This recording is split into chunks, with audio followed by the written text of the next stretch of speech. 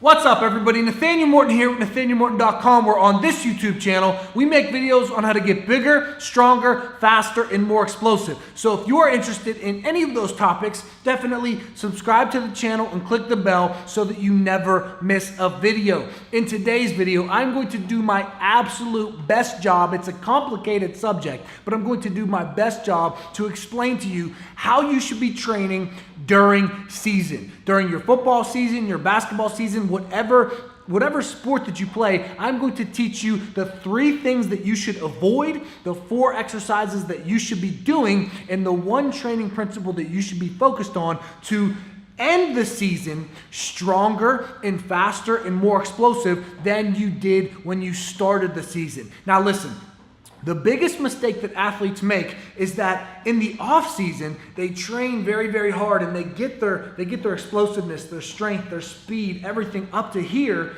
And then once it comes to the season, they stop training. And if you watch my channel, if you're a fan of my channel, you understand that if you don't use it, you lose it. And it goes right back down. Your strength goes down, your vertical jump goes down, your speed goes down, your explosiveness goes down, your power, everything goes back down if you stop training. If you stop doing what you did to get there in the first place, you're not going to be there for very long. So we need to continue training while we're in season. So Nate, how should we train? Okay, there's 3 things you should avoid. Number 1 is you should avoid high volume. You should not be doing tons of reps and tons of sets and tons of exercises 4, 5, 6, 7 days a week. You do not need that much volume. That is just going to hinder your performance in your practices and games. The goal for your training while you are in season is to increase your strength, your power, your speed, your explosiveness, your vertical jump, increase everything without hindering your game performance. You still want to be able to perform optimally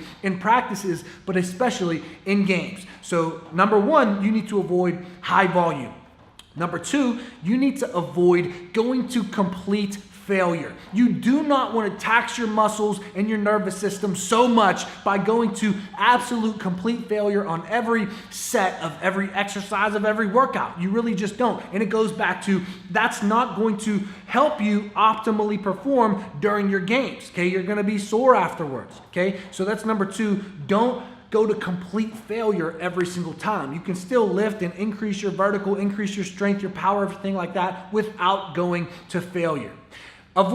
Mistake number 3 that you need to avoid is the eccentric portion of most exercises. Now, you're not going to be able to completely avoid the eccentric portion. What I just want you to do is don't focus on it. Don't focus on going on squats real slow, all the way down on the eccentric portion. For bicep curls, the down portion, the negative portion, that is what I mean by eccentric.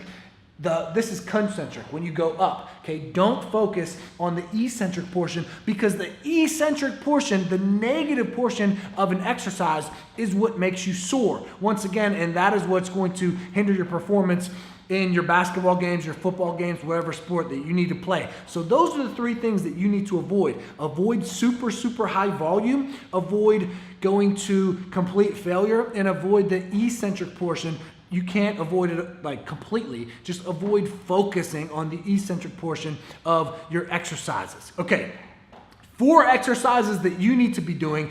And it doesn't have to be these 4 exercises. This is just what I think is going to be the best 4 exercises for athletes to focus on during season. Okay, this is going to allow you to not do crazy volume, not go to failure, not do too much eccentric work, but it's also going to be the biggest compound movements, the most bang for your buck. So I'm going to give you 2 lower body exercises and 2 upper body exercises that you should be doing. Number 1 are squats. You got to be doing your squats. What I would do is I would have 2 to 3 days per week of training. I would do squats number 1, deadlifts number 2, and then for upper body, push press number 1 and bench press number 2. These 4 exercises are all that you need. Now, it is possible, the 1 training principle that I want you to focus on is progressive overload. I want you to try to get more weight, try to get more reps, try to do more work without getting into that range of doing too much volume, without going to failure. It is possible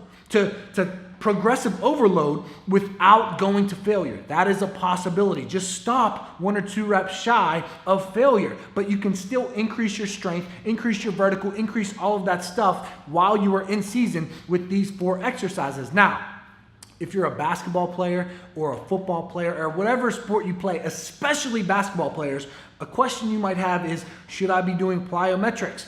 If you want to, you can. Once again, keep the volume low. If you want to superset squat jumps with your squats, depth jumps with your deadlifts, you can. However, you're going to be practicing and you're going to have games almost every day of the week. If you're in high school or college especially, it's going to be 6 days a week, Monday through Saturday. So Sunday might be your only off day. You're going to be running and jumping and rebounding and all that good stuff. So you really don't need to be doing plyometrics until you're blue in the face, okay? You just need the strength training. Now, here's a good rep and set scheme for what you should do with the squat, bench, deadlift, and push press. If I were you, I would go in, let's say on a Monday, this is day 1. If you're gonna do 2 days a week, that's fine. 3 days a week, that's fine too. Whatever you feel like doing, I think, depending on your body, I think 3 days a week is best.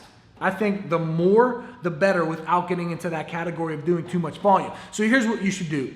The first day, let's say on a Monday, you should do 5 fives for squats. Heavy weight, but don't go to complete failure, okay? 5 fives for squats. Then you should do 8 sets of 3 for deadlifts, focusing on power, okay? The explosive power.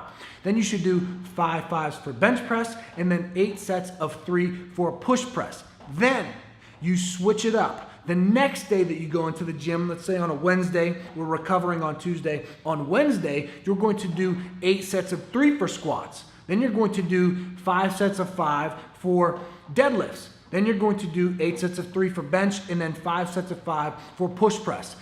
This is how we do 4 exercises. We focus on the 3 things that we need to avoid, but we focus on progressive overload. This is how you can get stronger and faster and more explosive and jump higher and more powerful while you are in season, still doing all of your basketball and games, still able to perform optimally, but not just throwing the gym out altogether. Okay, this is how I've done it in high school, in the few years of college ball that I played. This is how I teach people who want this advice. This is what I do for them. So this is my advice to you now. I'm no crazy expert. I'm not Jeff Cavalier from Athlete Next, but I've seen this work for myself and other people, so I just wanted to bring it to you and try my best to teach you how to train while you are in season, being that this is such a complicated topic.